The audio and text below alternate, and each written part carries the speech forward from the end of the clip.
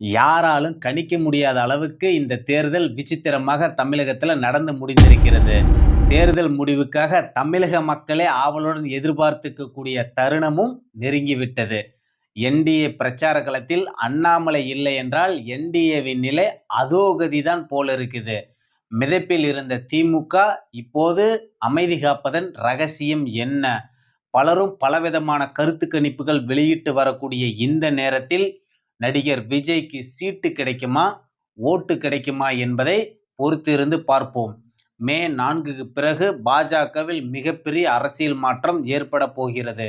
அதில் அண்ணாமலையின் 2.0 என்ட்ரி ஆரம்பமாகும் என்பதுதான் பலரின் யூகமாகவும் இருந்து வருகிறது. நடப்பது அதை நோக்கிதான் நகர்வுகளும் நடந்து வருகிறது. என்ன நடக்கிறது தமிழக அரசியல் களத்தில்? வாங்க இந்த வீடியோவில் பார்க்கலாம். அதற்கு முன்பாக நமது சேனலை சப்ஸ்கிரைப் செய்து கொள்ளுங்கள்.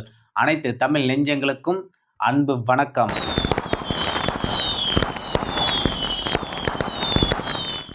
தமிழ்நாட்டோட அரசியல் களம் இறுதி கட்டத்தை நெருங்கிருச்சு. ஆளுங்கட்சிக்கும் எதிர்கட்சிக்கும் யார் அதிகாரத்தை பிடிப்பாங்கிற போட்டி ஒரு பக்கம் இருந்தாலும் பல கருத்து கணிப்புகள் விஜய்க்கு ஆதரவாகவும் வந்துகிட்டு இருக்குது. இதுல என்டிஏவோட கூட்டணி கருத்து கணிப்புல ஒரு படி மேல முந்துங்கிறது தான் பல கருத்து கணிப்புகளோட முடிவாகவும் இருந்துகிட்டு இருக்கு. அண்ணாமலையே தேர்தல் களத்துல வீழ்த்திடலாம், அரசியல் களத்தை விட்டு ஒதுக்கிடலான்னு பலரும் பலவிதமான சேட்டைகள் தொந்தரவுகள்லாம் செஞ்சாங்க. அப்படி இருந்தும் இன்னைக்கு என்டிஏ இந்த அளவுக்கு உயிர்ப்புடன் மக்கள் கிட்ட பேசக்கூடிய நிகழ்வா மாத்தினது அப்படின்னா அது அண்ணாமலையால மட்டும்தான். ஏன்னா கடந்த காலத்துல அண்ணாமலையை நீக்கிறதுக்கு மிக முக்கியமான காரணமா இருந்த இந்த குருமூர்த்தி கூட கடந்த சில நாட்களுக்கு முன்ப பேட்டியில கூட அண்ணாமலை தாங்க தமிழக இளைஞர்களை ஈர்க்கக்கூடிய சக்தி படைத்த தலைவர்கள்ல அவரும் ஒருத்தர். அண்ணாமலை இல்லைன்னா தமிழக பாஜகவே இல்லை. இன்னைக்கு தமிழக பாஜகவில் தலைமைங்கிற ஒண்ணு இல்லவே இல்லை. அண்ணாமலை தான் சரியான ஆளுமைங்கிறத குருமூர்த்தியே பேசிட்டு இருக்கிறாரு.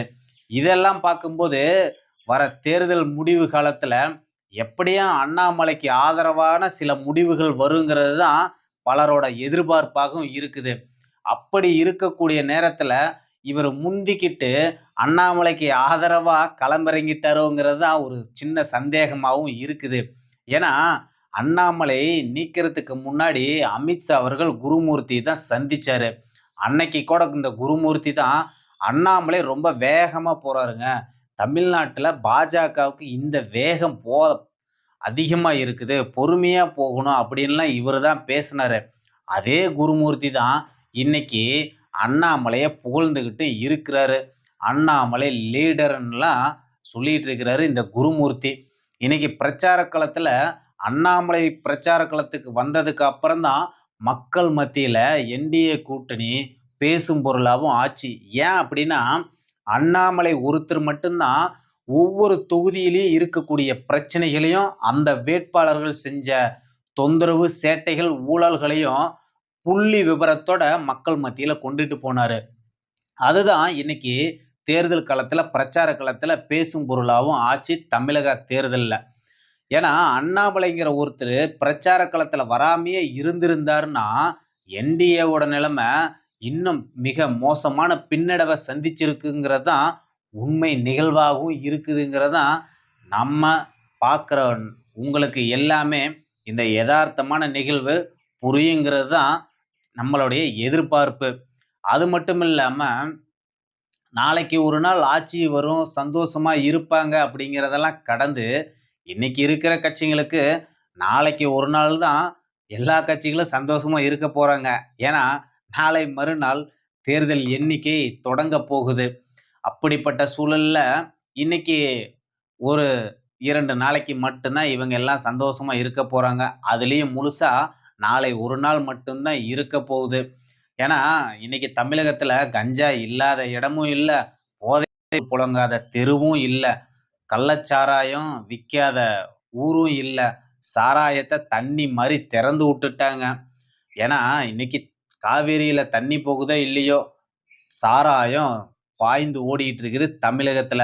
அப்படிப்பட்ட சூழல்ல தான் இன்னைக்கு திமுக தேர்தல் களத்தையும் சந்திச்சிருக்குது. இதையெல்லாம் முடிவெடுப்பாங்களா தமிழக மக்கள்ங்கிறத பார்க்கறதுக்கு முன்னாடி, நடிகர் விஜய் ஒரு பக்கம் மிகப்பெரிய கேம் சேஞ்சரா வர அளவுக்கு தமிழகத்தில இருக்கக்கூடிய எல்லா தொகுதியிலயும் பெருவாரியான வாக்குகள் பெறப் போறாருங்கிறது தான் எதார்த்தமான உண்மையான நிலவரமும் இருக்குது. ஏன்னா, இந்த தேர்தல் முடிவுக்கு பிறகு பல பெண்கள் விஜய்க்கு வெளிப்படையா ஆதரவு தெரிவிச்சிருக்கிறாங்க. பல இளைஞர்கள் வெளிப்படையாவே விஜய்க்கு ஆதரவு தெரிவிச்சிருக்கிறாங்க.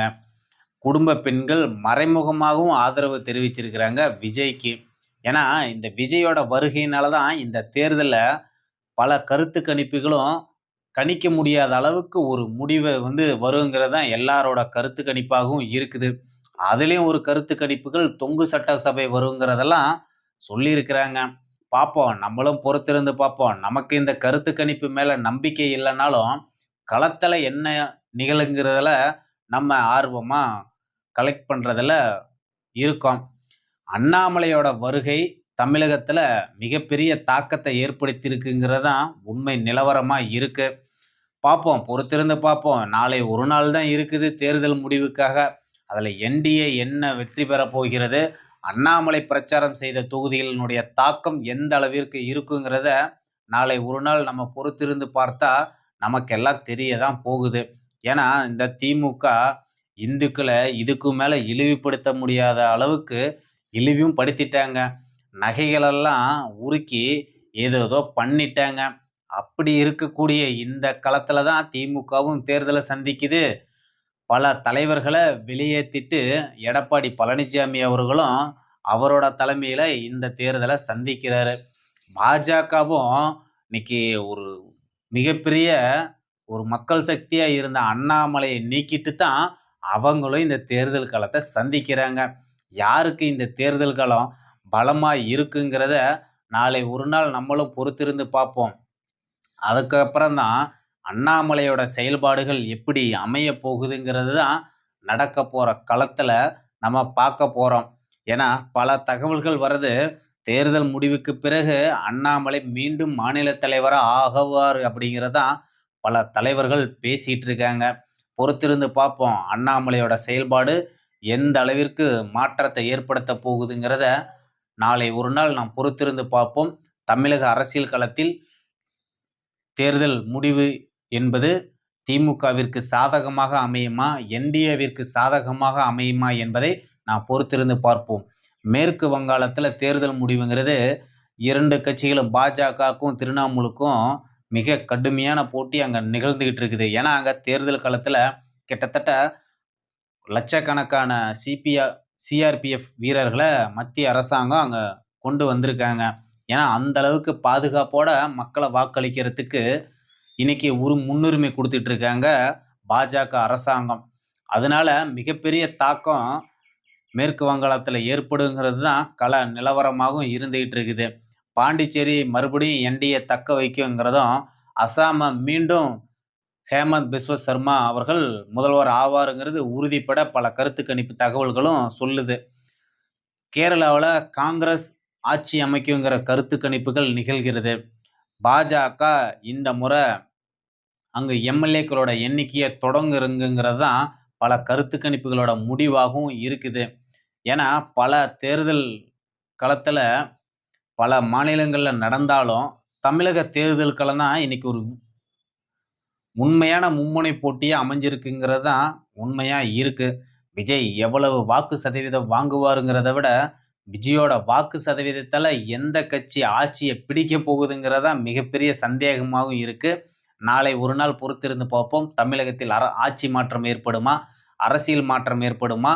மீண்டும் அதே ஆட்சி தொடருமா என்பதை பொறுத்திருந்து பார்ப்போம். நன்றி, வணக்கம்.